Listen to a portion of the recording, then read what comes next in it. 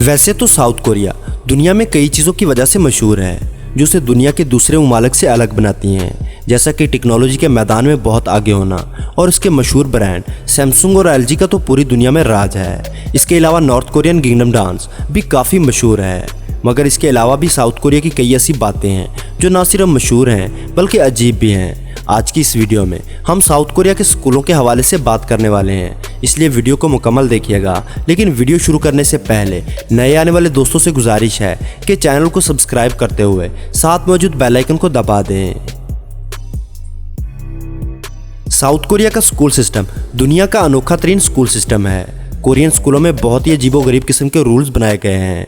दोस्तों, कहा जाता है कि स्कूल स्टूडेंट्स के लिए एक बोरिंग जगह होती है क्योंकि स्टूडेंट्स को स्कूल में रहते हुए डिसिप्लिन, वक्त की पाबंदी और स्कूल रूल्स को फॉलो करना पड़ता है और इसके अलावा काम ना करने पर स्टूडेंट्स को सज़ा का सामना भी करना पड़ता है। मौजूदा दौर में जिस्मानी सज़ा पर पूरी दुनिया में सख्त पाबंदी लगाई गई है, लेकिन साउथ कोरिया में स्टूडेंट्स को अभी भी डंडे मारने का रवाज जारी है, जिसकी जद में लड़कियां और लड़के दोनों आते हैं।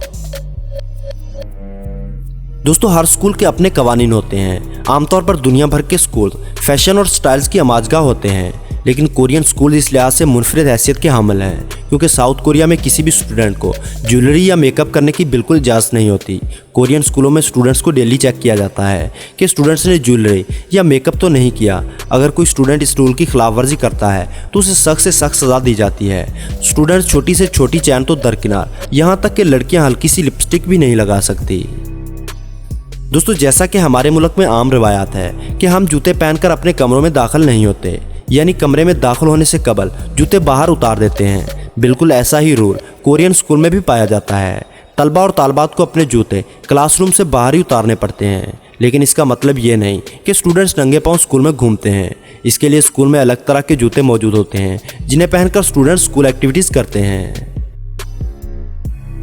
दोस्तों, एक हदीस मुबारका है कि सफाई निस्फ़े ईमान है, लेकिन अफसोस के साथ हम इस हदीस को अपनी अमली ज़िंदगी में मानते तो ज़रूर हैं, लेकिन इस पर अमल नहीं करते। अगर हम दुनिया के मुख्तलिफ ममालिक की बात करें तो सफाई और हिफ़्ज़ान सेहत के हवाले से बहुत ज़्यादा और सख्त कवानीन लागू किए हुए हैं। यानी जापान में तलबा को अपने स्कूलों की सफाई खुद करना पड़ती है। अगर हम साउथ कोरिया के स्कूल्स की बात करें तो यहाँ सूरत हाल इससे भी ज़्यादा दिलचस्प है।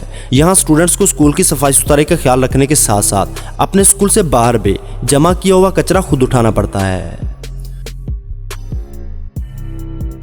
दोस्तों, आमतौर पर स्कूल में जब किसी को वॉशरूम जाना होता है तो उसे टीचर की इजाज़त लेना पड़ती है, लेकिन कोरियन स्कूल में टीचर की इजाज़त से ज़्यादा स्टूडेंट्स को टॉयलेट पेपर्स का ख्याल रखना पड़ता है, क्योंकि ज़्यादातर कोरियन स्कूल्स में टॉयलेट पेपर नहीं रखे जाते, बल्कि जब भी किसी स्टूडेंट ने वॉशरूम जाना हो उसे अपने खुद के टॉयलेट पेपर साथ ले जाना पड़ते हैं, जो कि सुनने में ही निहायत अजीब दिखाई देता है। दोस्तों, दुनिया के मुख्तलिफ ममालिक में स्कूल और कॉलेजेस के मुख्तलिफ एटिकेट्स होते हैं। दुनिया के अक्सर स्कूल और कॉलेजेस में लेक्चर या क्लास पीरियड्स के बाद स्टूडेंट्स जमाइयाँ लेते हैं और चंद मिनट तक अपने सर को टेबल पर रखकर पावर लैप लेते हैं, लेकिन कोरियन स्कूलों में ऐसा करना गैर कानूनी तस्वर किया जाता है। अगर कोई स्टूडेंट ऐसा करता है तो यह तस्वर किया जाता है कि वो स्टडी में दिलचस्पी नहीं ले रहा, या इसके अलावा कोई भी स्टूडेंट दौरान लेक्चर कोई भी सवाल नहीं पूछ सकता। अगर आप दौरान लेक्चर टीचर से कुछ पूछते हैं तो इसका मतलब है कि आप टीचर की इंसल्ट कर रहे हैं। इस मकसद के लिए लेक्चर के बाद स्टूडेंट्स को एक्स्ट्रा टाइम दिया जाता है जिसमें स्टूडेंट्स कुछ भी पूछ सकते हैं। हमारी ज़िंदगी में हमारे बड़ों की इंपॉर्टेंस बहुत ज़्यादा होती है। इसी तरह ओल्ड टीचर्स भी हमारे लिए बहुत ज़्यादा इंपॉर्टेंट होते हैं, क्योंकि इनके बगैर जहां हम आज हैं क्या वहां होते। इसी तरह साउथ कोरिया में भी अपने बड़ों की कदर की जाती है। इस मुल्क का स्कूल सिस्टम जितना स्ट्रिक्ट है और एजुकेशन की इंपॉर्टेंस इतनी है, उतनी ही ज़्यादा रिस्पेक्ट वहाँ टीचर्स को दी जाती है, ख़ासतौर पर वो टीचर्स जो बूढ़े हो चुके हों। आमतौर पर टीचर्स की रिटायरमेंट एज 50 से 55 साल तक होती है।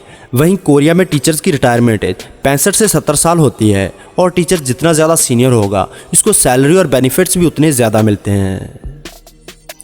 तो दोस्तों, आज की वीडियो में बस इतना ही। उम्मीद करूंगा आपको वीडियो पसंद आई होगी। वीडियो को लाइक और अपने दोस्तों के साथ शेयर करना ना भूलें, और ऐसी ही इंटरेस्टिंग वीडियोस देखने के लिए हमारे चैनल को सब्सक्राइब करते हुए साथ मौजूद बेल आइकन को दबा दें।